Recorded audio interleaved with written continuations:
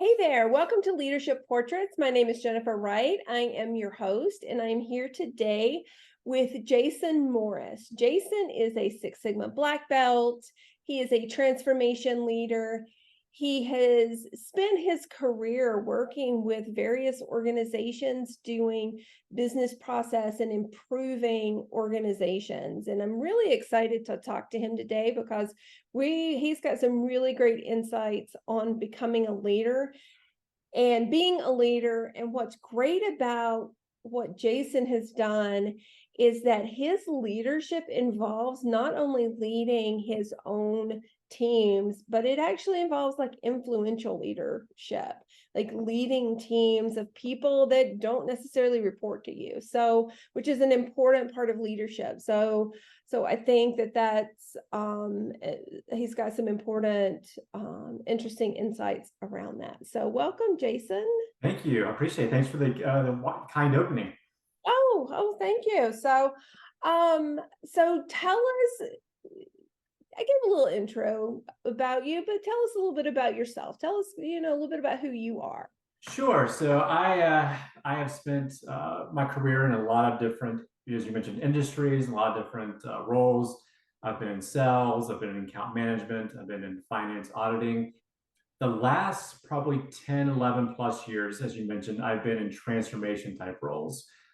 Lean Six Sigma, process improvement, continuous improvement, change management, project management. I really started that journey in my last 3 years at General Electric. I was with GE Capital for a little over 10 years, and I was a Lean Six Sigma black belt the last three. So if there's any organization that you're going to learn the methodology one way or the other, GE was it. So I learned a lot, met a lot of great people there.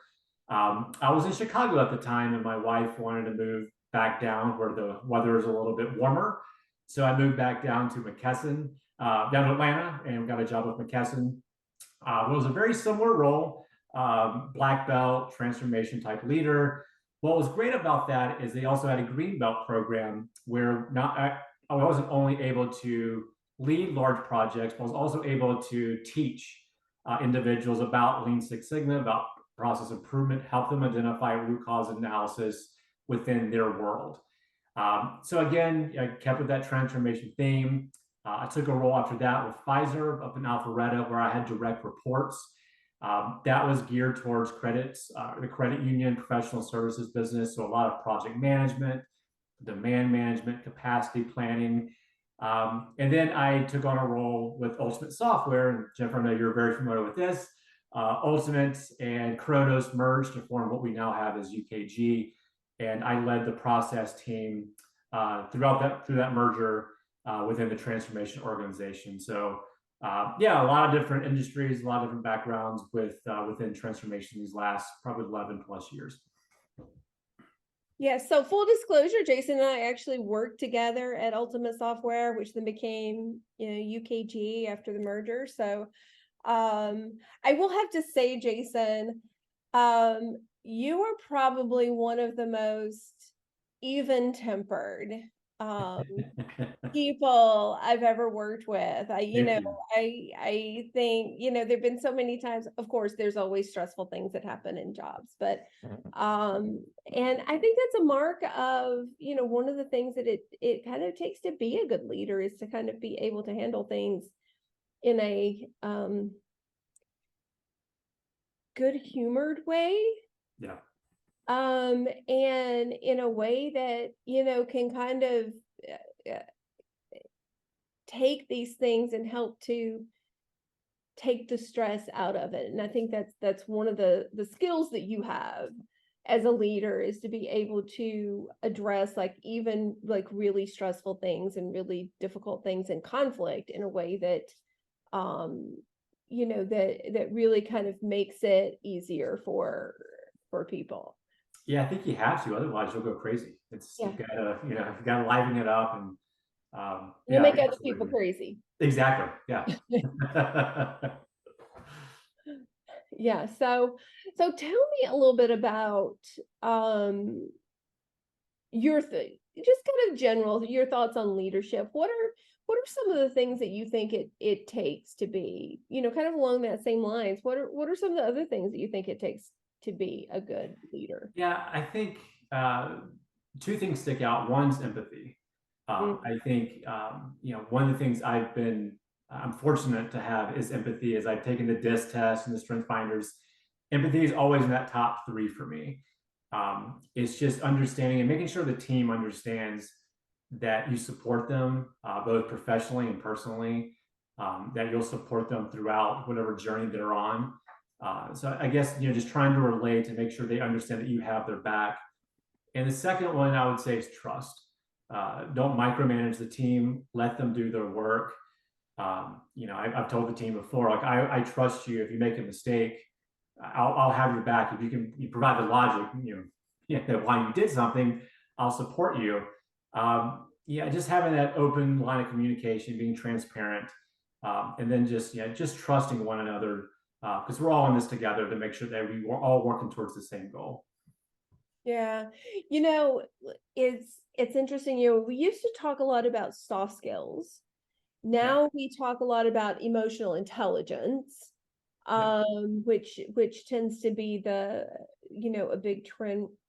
And to me, empathy is really kind of one of the things that's at the center of emotional intelligence. I think so too. Absolutely. Yeah. And I mean, if I think we've gotten away from the days of the micromanager and the old school management techniques. And I think, really kind of we have to understand what people are going through now. And it's not always just about the work. It's everything, people's entire lives. Yeah, I think especially with 2020, with the pandemic and everything that happened, people working from home, there's so many things going on behind the scenes that we just don't know about. And so I think, being empathetic to that and trying to really understand that. And I think that's key. I think that's very important. Yeah, I agree. So tell me a little bit about, so I alluded to it earlier. There's something about, I call it influential leadership. So to me, it's the leadership that happens when you have responsibility for something, or you have responsibility for people who don't intrinsically have a reason to do what you ask them to do. So they don't report to you. You're not doing their performance reviews. You're leading teams, but these are teams of people from across the organization. I think that kind of leadership is in some cases tougher. Yeah. But if you can do it really well, I mean, it really grows your leadership skills. So and I know that that's a lot of the roles that you've taken on have been like that. You've had to lead a lot of things and a lot of people that didn't have a reason to follow you. Yeah, it's that whole leading without authority. To your point, they do not report into me, but I need them for this project to be successful, or for this, whatever we're doing, to be successful. I think that's the whole, just trying to get them on board, open lines of communication. We're all in this, we got one goal we're working towards. I think that's a lot tougher than having the direct reports, in my opinion. Yeah, I agree. What would you say are some of the key skills that you need to be able to lead in that way? I think patience. I think that's one of them. You like you said, we don't report into you, so you don't have. In some cases, they may not see a need to kind of follow the rules. So patience and making sure that they understand what you're trying to do. Again, I go back to that trust, open communication, transparency. Explain to them why they're part of the project, why they're an important piece of it. They're there for a reason. They know something. They're a SME within part of that process. You need them there. I think just that open communication, and just keeping them on track. Here's what we're doing. Here's why we're moving forward, and just trying to keep them moving forward. Yeah, yeah, I agree. And it is not always easy. No, not at all. No. So um tell me a little bit about one of your proudest moments or a moment where you felt like really successful as a leader. Yeah, I think the one that really sticks out to me is when we launched the Lean Six Sigma program at UKG. That concept was not something we were asked to do. We, as a team, we saw a need for it, and we decided to go for it, put a stake in the ground, and just do it. And so the team and I we worked hard to build that from scratch. We started with the tools and the templates, and then we started getting to the nitty gritty. What's the vision? What's the mission? What does the cadence look like? Who can we mentor? Where do we start? Who needs to be the sponsor? So growing that program from scratch to where it went, I was really proud of the team of what we were able to accomplish. We presented it out. If we were given an opportunity to talk about it, we took advantage of it. We went everywhere and we presented it. And at the end of the day, yeah, everyone that was within that program really saw benefit from it. Because I think the team and I really recognize that everyone benefits from a basic understanding of what continuous improvement is. Um, if you just question what you do on a daily, weekly, monthly basis, what you're doing is not flawless. There's going to be issues. There's going to be things you can solve for and get better at. So we really pushed that, and yeah, I'm really proud of what we were able to accomplish. And we had a wait list, and yeah, people really took to the program, really enjoyed it. So you created a like a certification We program did, yeah, it was a green belt internally within the certification program. company. Yeah, How many people did you get certified as part of that? I think we got 3 within the first wave certified. Okay. We ended up with 2 waves going through, and the wait list, I think, to get on, I think it was maybe in the 60s, 70 people waiting to get Wow. on. Yeah. And what was great about that is we only started within one, maybe not even a third of the organization. We didn't go organization wide yet. Right. And so it was actually a small group of folks. And I can't tell you the number of people that reached out, wanting to know more, wanting some of the information. And yeah, so the team did a fantastic job of just mentoring the individuals we had, and really getting the word out of what it is and what we're trying to accomplish. That's pretty significant considering um what Six Sigma does. For anyone who's not aware of it, what Six Sigma does is it looks at improving um, your operations or your processes, which for some people can be kind of scary. Yeah, absolutely. Uh, a lot of people have misconceptions of what those improvements bring. Sometimes they think, if you start improving your process, you're going to start eliminating people. So there's a lot of nervousness that goes around anytime you start talking about efficiency and improvement and those kinds of things. Yeah, I think that's a great point. I think that's one of the challenges when you mention transformation. If transformation is involved and it's your department or your function, whatever that may be, they hear process improvement, they hear change management. I think people have a tendency, just human nature, they go negative. It's like, all right, they're looking for reduced headcount. Somehow this is going to impact me in a negative way. And I think that's one of the challenges of having to get around that is explain to people, no, we're here to make the process better. We're here to make your job, your life a little bit easier. So if we can reduce some of this burden off of you, we can free up other space where you can focus your time more efficiently. Yeah, yeah. I love it. And I think you guys did a great job of doing the right Thank kind of you. communications around that. And yeah, it was I would consider one of the more successful programs. Yeah, we were passionate about it. We worked almost on a daily basis between projects, between our actual work to get that launched. And yeah, we capitalized on everyone's background. My background with GE McKesson, the team had similar backgrounds, and so I think it was a success. Awesome. Awesome. So if we kind of look at the flip side though, so that was something that went really well. Do you have any stories of any times you felt like really challenged as a leader?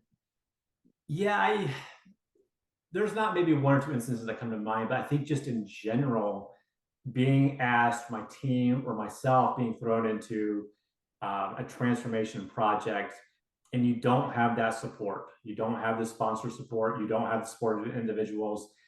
So yeah, there's some tough conversations with leadership of, hey, why are we here? What value add do we bring to this? And so we're always putting that hat on of Switzerland, right? We're neutral. We're just trying to give you the best potential outcome possible. We're not picking sides here. So yeah, I think that's always the challenge, is trying to get support and getting buy-in. And sometimes that trust takes time. It takes maybe a few weeks. But I think if you're open to communicate, you're transparent with the leadership, continuing to keep them involved. I've always told the team, over communicate as much as possible. Have the leader tell you to stop.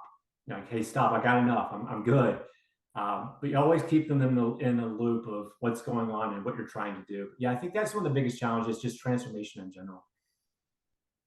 So what happens when, because I mean, we all know we've all had those projects where when we had the naysayer, we had the person, and in some cases it could be someone on the project team, and in some cases it's a leader somewhere that's trying to stop what we're trying to do. Yeah. So when you have those, either they're passively trying to disrupt a project, or they're actually actively trying to stop what it is that you're doing. And even though it's the right thing, what are some things that you do to try to, keep moving forward when you have that happen? Yeah, I think the first thing is try to figure out why they're pushing back. What's the reason? Is it based off a prior experience? Is it just, is it political? Who knows what the issue is? But finding out why they're pushing back. And one thing I like to do, if they're saying that, hey, my process is better, there's no issues here, is to leverage that. Almost, I don't want to say it, but play to their ego a little bit. It's like, all right, if your process works as you say it is, let's leverage that as a best practice, and let's see if we can incorporate that into what we're trying to do. Get them to understand that we're not looking to start from the very beginning. Let's take on what they have and just use that as kind of a starting point. But yeah, I think just trying to make sure you hear them out, you listen to what they have to say, and keep them in the loop. Address the concerns that they have. At the end of the day, whatever data you have, that's the key piece of it too. Is showing them with numbers. Remove the feelings from it and all of that. Use actual data, actual facts to prove, hey, this is what we have here. Here's where we're trying to go. We can't do it with this process. We need to do this in order to get there. So a little bit different question. How do you, for yourself or for your team, because I think we all kind of get it, how do you combat that kind of battle fatigue that we end up having? Because I mean, when we get in those situations where we've got someone or a team or something where we're really kind of running into these challenges, it's easy to get tired. And it's easy sometimes to kind of throw your hands up and say, okay, we're just, and I shouldn't even say it's easy. It's not easy. But how do you kind of combat that sort of fatigue that we get into when we do kind of run into these challenges a lot? Yeah, that's a great question. And I saw that a lot with my team, just with the ambiguity and a lot of things with, the merger, there's a lot of things happening there. And there's a lot of moving parts. And so, in some cases, things are like, all right, it's a little gray area. And so what we would do as a team is we would always keep, we'd have one-on-ones every week just to keep the mood a little bit livelier. Like, look, I understand this is tough. Like, this is not best case scenario. There are some obstacles that we have to overcome here, but we are a team. We are working towards this, and usually it was myself and another manager talking kind of behind the scenes, like, "Hey, here's the issue I see. Can we combat this somehow?" But yeah, I think just making sure that you keep it lively, because it does. To your point, there is burnout involved. It gets Yeah. old after a while, but just recognizing this isn't probably the way that it should be done, and things will get better. And yeah, we just got to overcome this one piece. Once we get through this hurdle, once we accomplish this milestone or this phase, let's move on to something else. But let's work our way through it. Yeah. It gets tough sometimes, especially when Yeah. you're, I know at Ultimate Software and UKG, there was a merger that always creates lots of things, and Yeah. even things that you can't even predict. But then there's other things that happen. You have new things or change. I think change happens more frequently now than what we've ever Oh yeah. experienced. Oh yeah. And that constant change, it just creates a lot of exhaustion sometimes. Yeah, and I think too, coming on as a new leader, and I think from experience, coming into a role where the folks that are reporting into me have more experience within an industry than I do. I think that sometimes that causes a lot of anxiety too. It's like, who's the new guy? Like, does he know what he's doing? But yeah, I think, yeah, to your point, change is always a little tough. Yeah, yeah, yeah. It can be hard. It can be hard. So, what have you? So, you hate to always bring up like the pandemic and everything, but Yeah. but in reality, it's part of our existence for the last 3-4 years. Anything you learned during that time as a leader, that kind of surprised you, like, oh, I didn't, this wasn't something I was expecting. Yeah, I think just yeah, probably the emotional, like you mentioned earlier, that emotional intelligence. There was a lot of moving parts. There was a lot of things we had to think about other than work, other than just professionally. You know, dealing with individuals that, myself included. I had a kid at home most of the time, because schools were shut down and everything else going along with that. So just that work-life balance, having to balance that out. I think it gave me a better understanding of what's important, what really matters. And you'd be on calls with folks, doorbell rings, or there's dogs barking, stuff like that. That's life. Things are going to happen, mistakes happen. And I think it kind of brought down that facade for me, that you have to be buttoned up and everything's got to be perfect. No, we're all doing the same thing. We're all just trying to live through this the best that we can. Yeah. And yeah, I think that was kind of the thing for me, is just kind of relaxed me a little bit, that, hey, we're all in this together and we're all moving forward. So, knowing what you know now at this point in your career, Yeah. what if you had to talk to yourself at like 23, 25 years old when you were first starting out? Yeah. What advice would you give yourself now? There's a lot of things I would say to myself. I would guess from a leadership perspective, you're going to make mistakes. That's going to happen, regardless of how hard you try. One of my favorite quotes is from Theodore Roosevelt: "Is the only man who never makes mistakes, never makes a mistake, never does anything." Mm. So if you're taking a risk, if you're trying to lead a team, or trying to improve yourself, you're going to make a mistake. As long as you learn from it, don't make this same mistake twice. And be open about it. Be transparent. Be open to your team. Like, hey, I made a mistake. This is my fault. I think you'll be better for it. But yeah, don't try to be perfect. No one's perfect. And yeah, you'll learn along the way. Things will get easier. Yeah. That is great advice. Yeah. Yeah. Like the work that I was doing, like the transformation work, like, it's important. Don't get me wrong, it's very important. But at the end of the day, I'm not a doctor. Like, no one's gonna die from it. So I think you got to take some things in perspective. Yeah. I had someone tell me one time, there's no such thing as a process emergency. Yeah. And Yeah. I reminded myself of that often. Yeah. Yeah, yeah. Nobody's gonna die, nobody's gonna get hurt. So yeah, Yeah. Exactly. it's keeping it in perspective. Yeah. Yeah. So tell me a little bit about,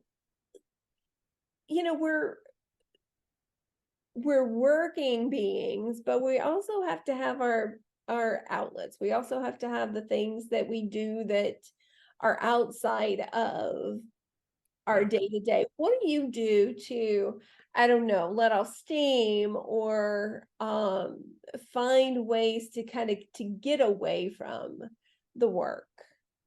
Yeah, one of the things I do is I try to get outside as much as possible. Mhm. I do run. I run quite a bit, and I've signed up for a couple of races here in the future. So that's a way for me usually to put on a podcast, just get outside, go on a trail. I live near Kennesaw Mountain, so go run around the trails for a while. Just be out in nature as much as possible. If I'm not doing that, I'm home. My daughter's here. So we're doing something usually. We're at the aquarium, we're at the zoo, just trying to get outside the house as much as possible. And then just reading. I'm a big history nerd, so I read a lot of books on a lot of biographies on leadership and the great leaders. Just finished one up on Eisenhower, which is a great read, and so yeah, again, just trying to get out in the world as much as possible. I don't know if it's the same biography, but I recently read an Eisenhower biography as well. He's Really? Okay. fascinating, fascinating. His life story is Yeah, fascinating. it is. It's incredible. Yeah. Yeah, and I've started reading one on Harry Truman. It's called Oh, It's nice. called The Accidental President, which is very good. It's interesting what the decisions like. We have the hindsight, knowing now how history plays out, Right. but some of these leaders, you don't know what's going on in their head and how it's going to play out, which is very interesting to me.